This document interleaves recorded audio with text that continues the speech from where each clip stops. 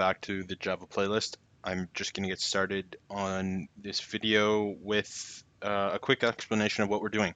So we're going to actually be looking at a couple methods that the string class has. The string objects have a number of ones that we've already looked at, such as char at, to upper, to lower. One of the important ones, which if you want to think about it in terms of how it's used in the real world, would be string compare to. So strings, for example, if you were to say take a username, you're going to have to compare that to the username that's saved in the database to make sure that this is in fact the same user, or compared to make sure that nobody else signs up with the same username. It's done a bit differently with, say, like web technologies and databases, but this is kind of just the example you can sort of uh, uh, go on when wondering why we would need to compare strings. So the first thing we'll do is just to declare our variable. So we'll have s1, which will actually initialize all these variables up here.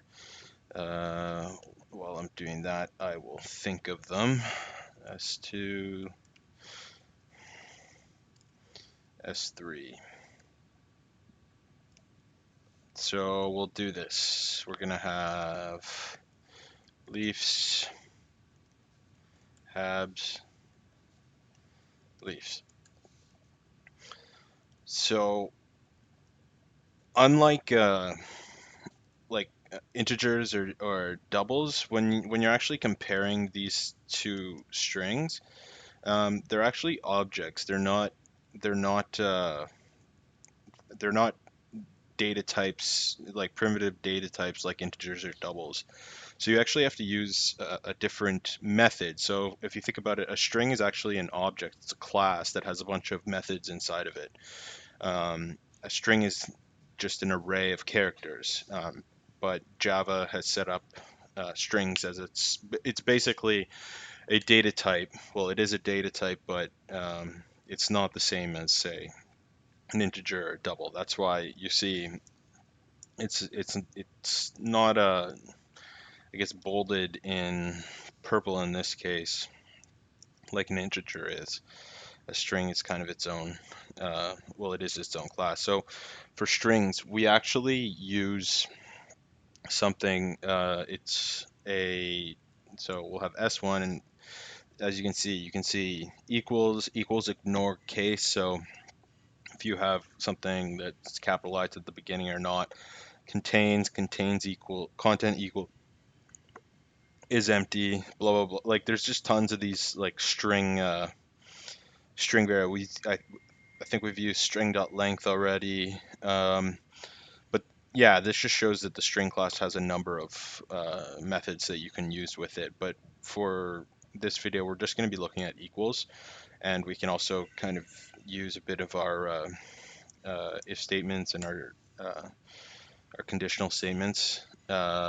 So if s1 equals s2, then it's going to enter this block of code and say system.out.println, and it's going to say uh, S1 will beat the plus S2 plus this year.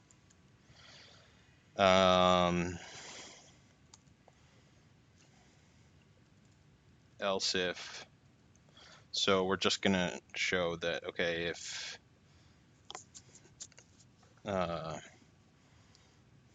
S2 dot equals S3, we'll just copy and paste this.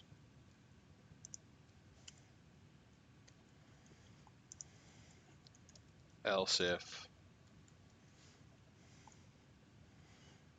S1 dot equals S3,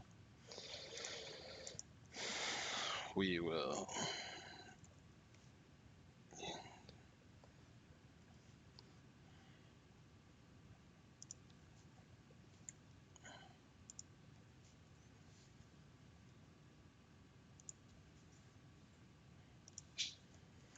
so we've basically just used all the combinations, and then at the end here we'll have an else. If none of those checks work, we will have else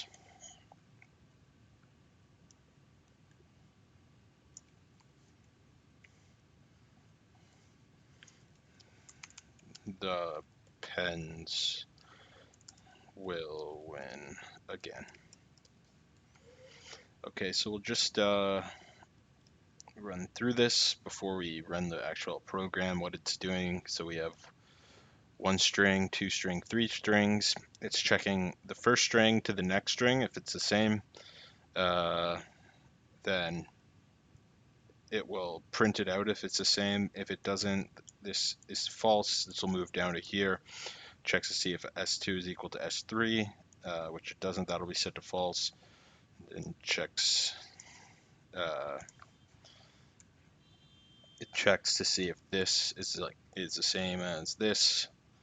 I'm just going to keep all those there because the sentence wouldn't make sense when it comes out.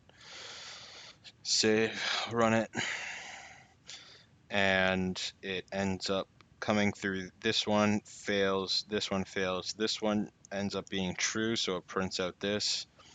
And what we will do is add an S there just to show that if all these fail, then this will print out. So that's just one method that you can use for a string. I suggest looking into the string class has an API on the Java website, I assume.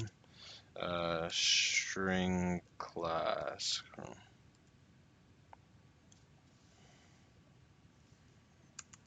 Uh,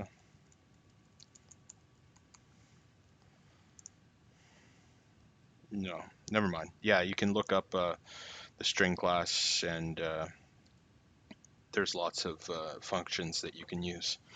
All right, so that's the video. I will see you in the next one.